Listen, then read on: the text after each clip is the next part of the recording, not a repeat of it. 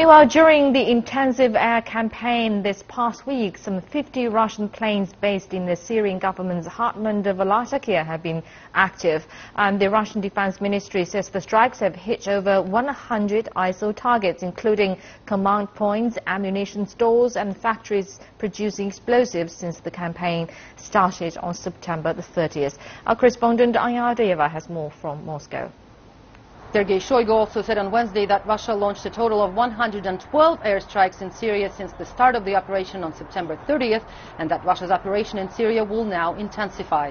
Also, Sergei Shoigu said that on Tuesday, Russia has summoned foreign military attachés in Moscow and requested them to share information, to share intelligence on ISIL positions in Syria with Russia if they have this information. Moscow insists that it's fighting ISIL in Syria. However, there are widespread concerns that its strikes could also be hitting opposition forces and civilians.